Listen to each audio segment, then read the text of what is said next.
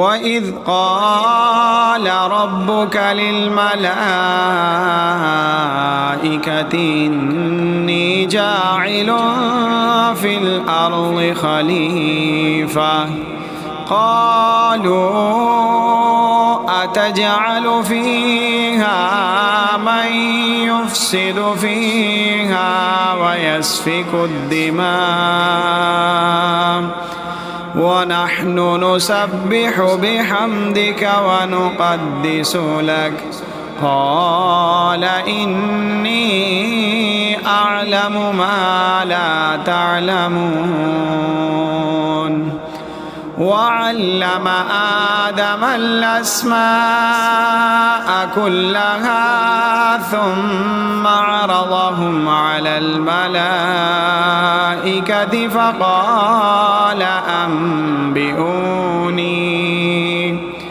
فقال أنبئوني بأسماء هؤلاء إن كنتم صادقين قالوا سبحانك لا علم لنا إلا ما علمتنا إنك أنت العليم الحكيم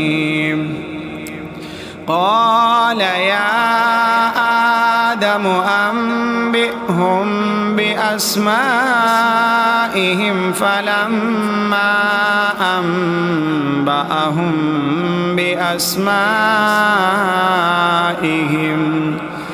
قال ألم أقل لكم إني أعلم غيب السماوات والأرض وأعلم ما تبدون وما كنتم تكتمون وإذ قلنا للملائكة اسجدوا لآدم فسجدوا إلا إبليس أبى واستكبر وكان من الكافرين وقلنا يا آدم اسكن أنت وزوجك الجنة وكلا منها رغدا حيث شئتما ولا تقربا هذه الشجرة فتكونا من الظالمين فأزلهما الشيطان عنها فأخرجهما مما كانا فيه وقلنا اهبطوا بعضكم لبعض عدو ولكم في الأرض مستقر ومتاع إلى حين فتلقى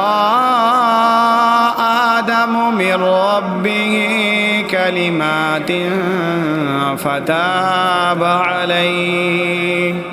إنه هو التواب الرحيم قلنا اهبطوا منها جميعا فإما يأتينكم مني هدى فمن تبع هداي فلا خوف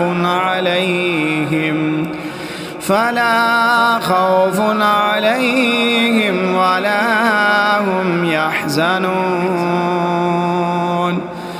والذين كفروا وكذبوا بآياتنا أولئك أصحاب النار هم فيها خالدون